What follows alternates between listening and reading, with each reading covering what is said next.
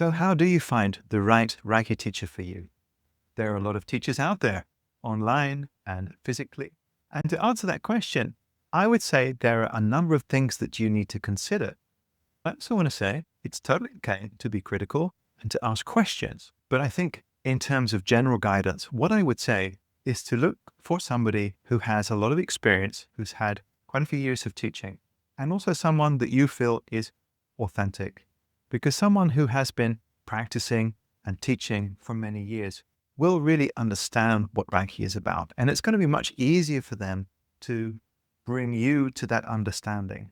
Someone that's really just working from the rules and from the book of Reiki, whichever book that might be, might still be learning a lot of this themselves. Now, things that I personally don't value too much, and you may think very differently about this, but I'm not super hung up on lineage and who my teacher was and who the teacher was above me. I think that's not necessarily a guarantee of quality. But these days, with social media, you should be able to see what your prospective teacher is about, what she or he is teaching, what they're writing about, do they do podcasts, and really just check in with your own intuition. That honestly is going to be the best guide for you. Now, I think that it's okay for teachers to be accessible, that you should be able to contact them, get them on the phone, have a chat with them. Ask them any questions that you have. You'll be able to get a sense of the real person behind the website and behind that beautiful Instagram profile.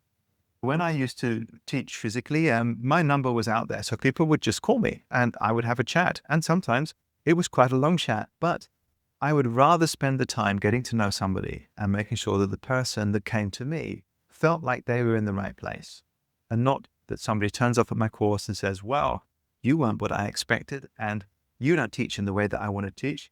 That doesn't help anybody. So I was more than happy to answer people's questions. And if someone didn't fit with me, didn't vibe with me, that's not a problem. It's better that way, actually. So I would definitely encourage you to be critical and ask questions and get in touch with people. And this isn't just for Reiki. I would definitely encourage this in all kinds of areas, especially in areas of spiritual development and self-development. Just because someone is putting themselves out there and calling themselves a teacher or a guide is no particular guarantee. It's okay for you to be critical and to ask questions. I truly believe that there is the right teacher out there for you.